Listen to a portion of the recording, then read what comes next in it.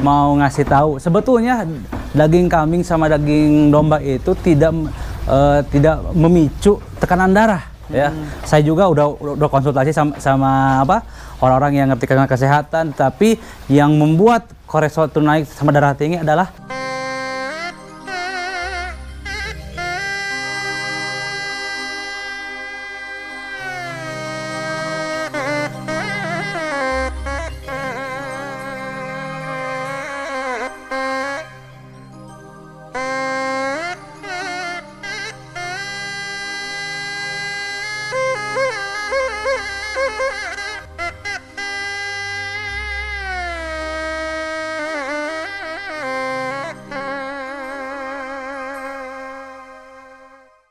Assalamualaikum, A. Waalaikumsalam. Damang. Ini, A, mau minta izin untuk tanya-tanya, A, seputar peternakan domba nih, A. Boleh aja. Dari mana ini? Dari Tasik. Oh, Tasik. Iya, boleh. Mungkin yang pertama boleh diperkenalkan, A, sama pastinya. Oke, ya. Assalamualaikum warahmatullahi wabarakatuh. Perkenalkan, nama saya Hendra. Kebetulan saya memiliki beberapa domba di bawah naungan Misu Farm. Ya, ini terletak di Dusun Cinutug, RT 6 RW 7 Desa Salacai, Kecamatan Cipaku, Kabupaten Ciamis, gitu ya. Nah, ini di sini memiliki beberapa domba yang bisa dilihat ya. Ini waktunya jam makan siang ya kalau di sini ya. Sekalian kita kasih pakan ya, gitu.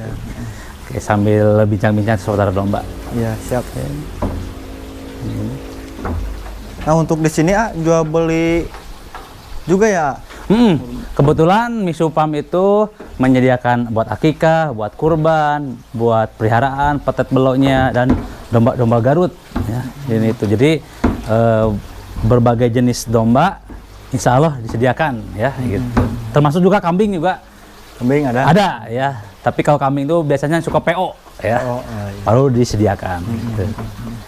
Nah, untuk perputarannya sendiri itu, A, yang cepat laku tuh di bagian apa tuh, A? Kalau di sini yang cepat lakunya itu di domba akikah sama buat peliharaan ya, karena akikah alhamdulillah tidak pernah sepi ya buat akikah, dan juga buat peliharaan di beloknya, di petetnya, jajalonnya, dan juga domba-domba buat domba tangkasnya gitu. Tapi yang lebih laku itu ya domba semi Garut gitu. Kalau di sini yang penting kupingnya rumpung atau tidak kecil lah itunya, terus memiliki tanduk yang bagus ya. Itu biasanya sering diminati konsumen gitu. Sama yang buat peliharaan yaitu di bit meal buat yang bit hamil gitu. Itu alhamdulillah banyak peminatnya.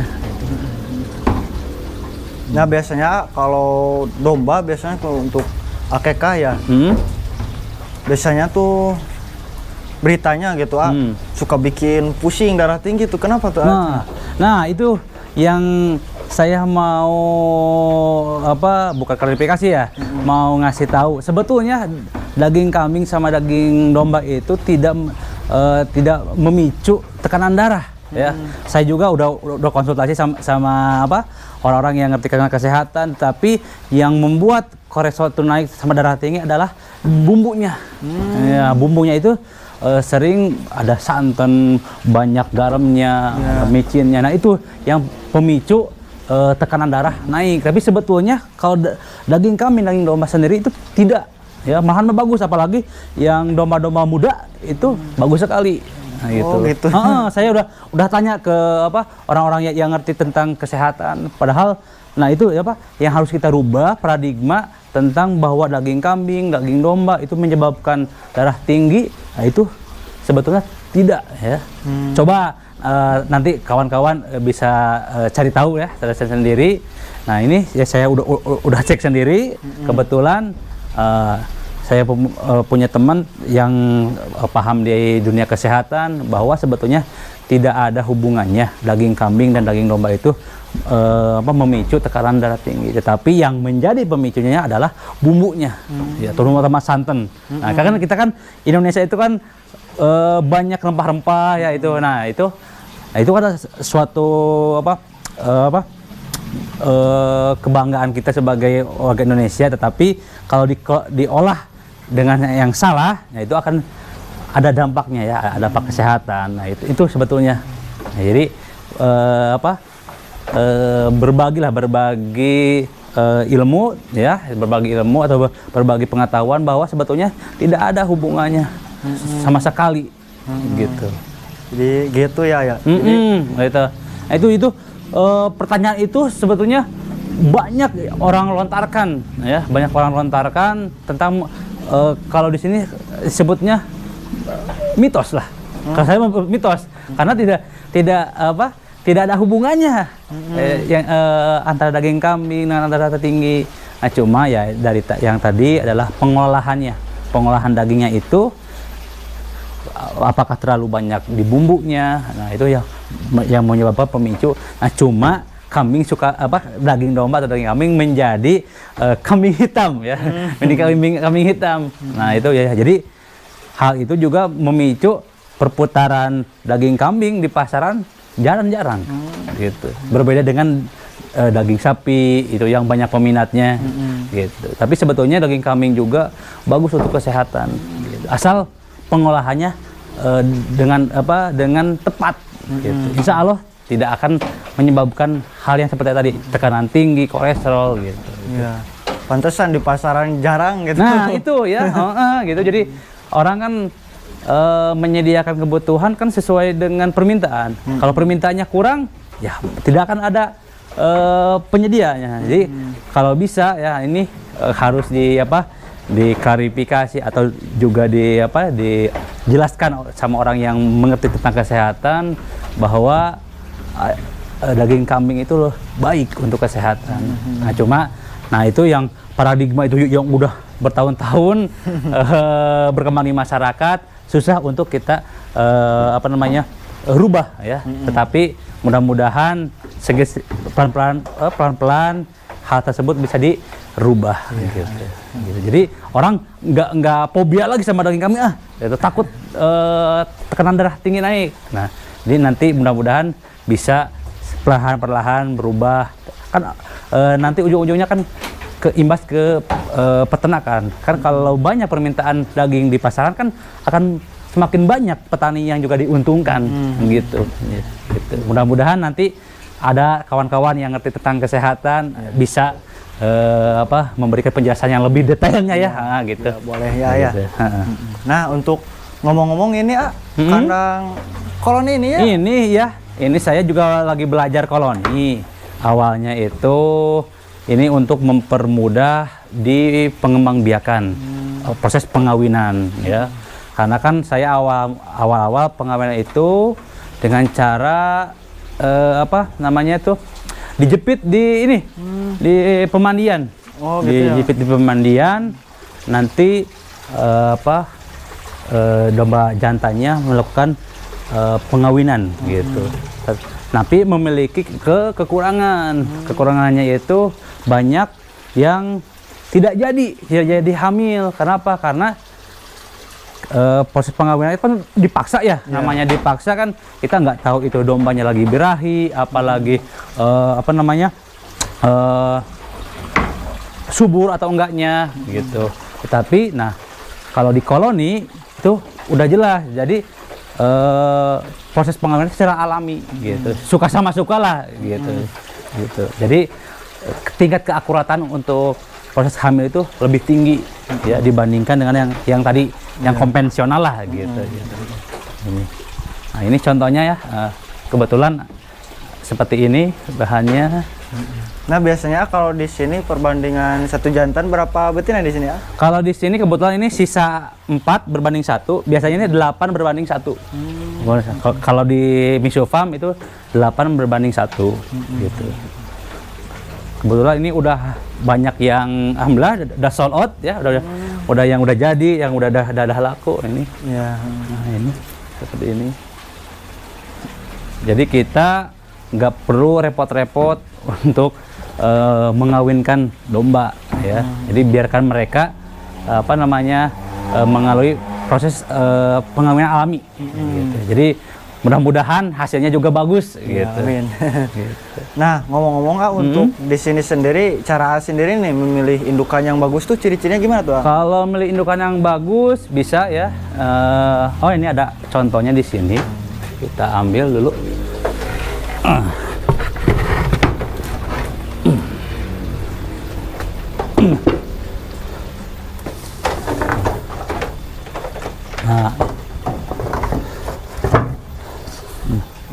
Nah, kalau indukan yang bagus, kalau di sini memiliki kaki yang balung, ya, yang besar, gitu. Postur tubuh panjang, memiliki bokong yang besar. Nah, itu merupakan ciri-ciri di Misu Farm betina yang bagus, gitu, untuk memiliki keturunan yang selanjutnya, gitu. Nah, ini lagi bunting ini ya? Ini lagi sekitaran di 2 bulanan. Ini puting susunya udah mulai turun ke bawah tuh, udah mulai ke bawah. Jadi kalau bunting itu kalau di sini ciri-cirinya pertama badan membesar. Nah, kebetulan di sebelah kiri ya, di sebelah kiri. Ya, di sebelah kiri. Kalau di sebelah kanan itu biasanya itu untuk pakan, penyimpanan makanan. Cirinya gitu. Ya. Itu kalau di sebelah kiri itu ada isinya lah, gitu. Ada isinya. Oh, jadi di sini dipindahin langsung ke situ. Nah, jadi kalau di sini kan proses ini pengerjaan alami. Jadi sekitaran 2 atau 3 bulan nanti kita pilih sortir mana yang udah memiliki ciri-ciri yang tadi, kita pindahkan ke sebelah sini supaya tidak tidak mengalami hal-hal yang tidak diinginkan, seperti keguguran, seperti perkelahian gitu. Karena betina juga terkadang sering diadu lah kalau bahasa ininya itu. Jadi kalau yang udah ada isinya itu rawan, maka kita pindahkan ke yang ini, yang disekat-sekat ya. Lebih aman ya. Lebih aman. Gitu. Nah, biasanya untuk lahiran di sini biasanya ada kendala gak tuh biasanya? Kalau kelahiran itu tergantung di dombanya. Ada yang terkendala, ada yang tidak ya. Kalau yang terkendala biasanya itu karena kita masih menggunakan alas bambu, ya, jadi si anak domba itu suka terjepit, ya, suka terjepit. Itu makanya seharusnya ini kan pakai alas dari plastik yang lebih aman gitu. Atau ketika udah mulai kelihatan besar puting susunya, kita kasih rarapen atau sisa-sisa ini, sisa makanan domba. Jadi biar itunya tertutupi, gitu. Kebanyakan itu kendalanya, gitu, kendalanya. Jadi itu solusinya ya. Jadi ini juga disebut kandang masih tradisional lah, masih tradisional, belum yang bagus. Karena kan kalau di sini kan keluar masuk barangnya, gitu. Jadi kalau pakai ini juga, kalau pakai yang bagus-bagus, sayang gitu, sayang. Kecuali kalau kita ada yang buat dipelihara sendiri, ini buat namanya hobi lah, buat hobi. Kebetulan di sini kan jual beli, jadi nggak ada domba yang alhamdulillah yang lama gitu. Sekitaran seminggu 2 minggu gitu, udah keluar masuk gitu. Itu keluar masuk ya? Alhamdulillah. Itu biasanya kalau penjualan itu kira-kira per bulan gitu laku berapa tuh biasanya? Kalau di Misu Farm itu masih sekitaran di 10-15 domba atau kambing ya. Masih lah masih di bawah orang lain lah gitu. Tapi alhamdulillah lah gitu. Nah, ngomong-ngomong untuk pakannya sendiri ini 1 hari berapa kali? Kalau pakannya itu kita 3 kali sehari. 3 kali sehari. Kalau di 2 kali hijauan, 1 kali itu spesial kita pakai hampas, singkong atau pepaya ya. Itu biasanya kalau malam hari. Kalau malam hari. Jadi kalau pagi-pagi hijauan, siang hijauan, nanti malam hari itu pakai ampas tahu atau singkong atau pepaya ya untuk tambahan nutrisinya. Jadi jangan hijauan terus, karena kalau hijauan terus itu pertumbuhan badan juga akan lama. Gitu ya. Jadi kita harus seimbangkan kebutuhan hijauan sama nutrisi yang lainnya, ya gitunya. Nah, ngomong-ngomong untuk ampas tahu tadi itu perkembangannya gimana tuh ke dombanya? Kalau ke domba itu bagus sekali, kalau ke pedaging ya itu bagus sekali karena pertama merangsang nafsu makannya domba, mempercepat. Terus pasti kan efeknya itu ke postur tubuh domba ya. Jadi kan semakin banyak domba itu nafsu makannya tinggi akan mempengaruhi gitu. Karena kan ampas tahu kan banyak nutrisinya ya, gitu, banyak nutrisinya gitu. Dan di sini juga ada campurannya pakai garam. Garam bubuk lah gitu. Garam bubuk gitu. Jadi supaya ada rasa gitu. Jadi kan ampas tahu itu kan hambar ya. Kita bisa pakai molase, silakan. Bisa pakai garam. Kalau saya di sini di Mimi Supam pakai garam. Ya. Jadi ini juga hijauan. Kalau tidak habis, kita kasih garam pakai air. Kita siramin aja ke ininya. Insya Allah dimakan lagi. Oh gitu ya. Itu rahasianya di sini. Gitu. Jadi nggak banyak rumput hijauan yang terbuang gitu. Jadi ada rasa lah gitu, mungkin lebih enak lah mungkin gitu. Jadi nafsu makan domba juga lebih baik. Gitu. Nah, ngomong-ngomong untuk ampas tahu itu dapat dari mana tuh? Kebetulan orang tua sendiri produksi tahu bulat. Nah, jadi saya ngambil dari orang tua. Gitu kalau ampas tahunya. Alhamdulillah stok ampas tahu aman gitu. Gitu.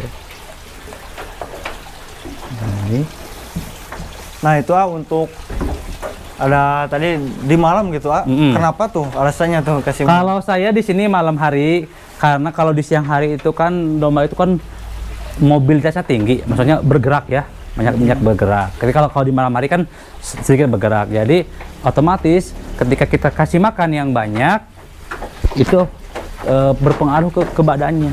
Jadi gitu. Cepat gede ya. Ya, jadi lebih cepat besarnya gitu. Kalau di sini ya, gitu.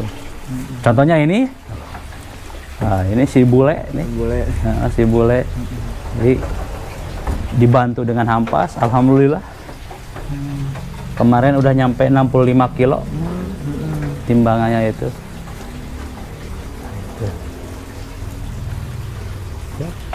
Nah, ngomong-ngomong untuk kesehatan di sini penyakit apa aja yang pernah dialami di sini?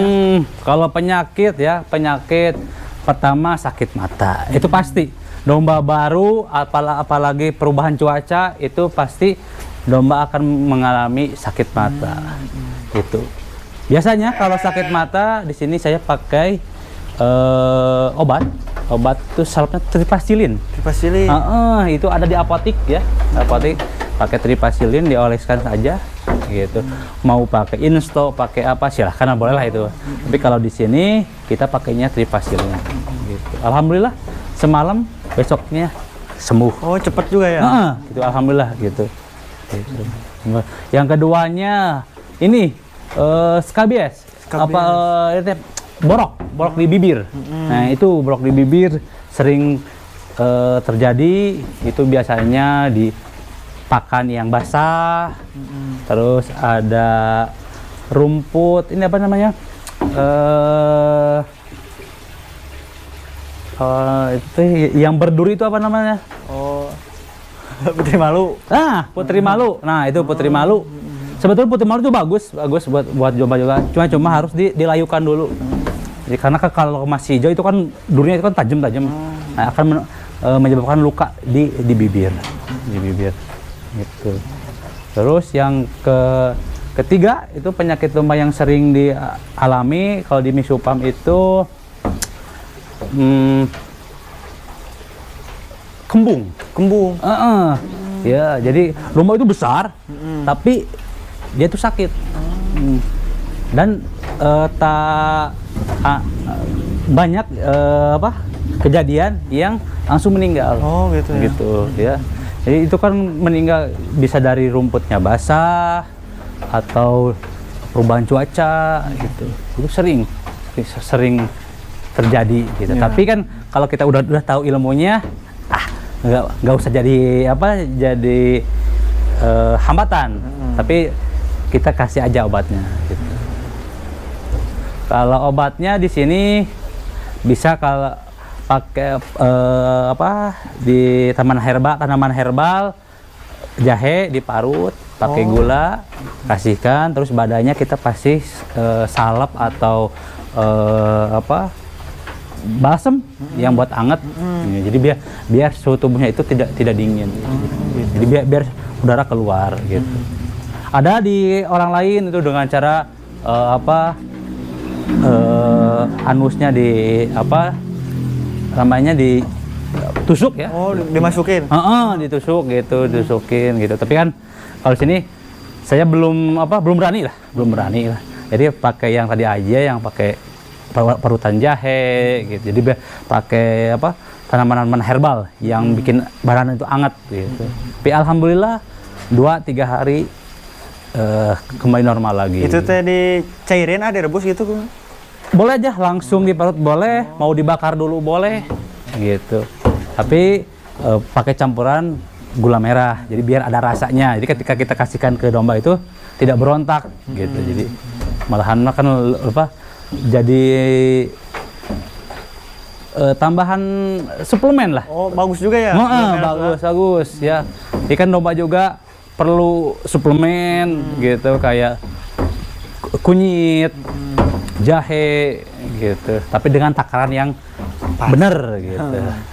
Nah, untuk menjaga si domba agar tetap sehat tuh gimana tuh cara Kalau di Misu Farm yaitu pertama sering dicukur bulunya ya. Karena kalau kita jarang mencukur bulu domba itu akan menyebabkan banyak kutu. Itu akan menghambat ke nafsu makannya domba, akan menyebabkan penyakit kulit yang lain. Jadi kita secara rutin lah 2 bulan sekali kita potong bulunya, terus dimandikan. Kalau udah dimandikan, dibersihkan, kita jemur. Ya, dijemur. Nah, kalau ada domba Garutnya kita diajak lari lah. Oh, kayak tadi ya? Kayak tadi di awal itu untuk apa? Untuk supaya stamina domba itu tetap bugar. Gitu. Meskipun lama di kandang, tapi kita juga harus sekali-kali gitu. Sekali-kali ajak dia untuk dikeluarkan, ajak jalan-jalan. Gitu. Itu ya yaitu untuk mempengaruhi kepada kesehatan domba gitu. Jadi kan domba sehat mempengaruhi kepada pertumbuhan badannya gitu. Nah, dan juga rutin dibersihkan ya kotorannya. Nah, ini kalau di Misu Farm itu biasanya di weekend itu dibersihkan kotoran dombanya, dibuang. Nah, itu kan dikasih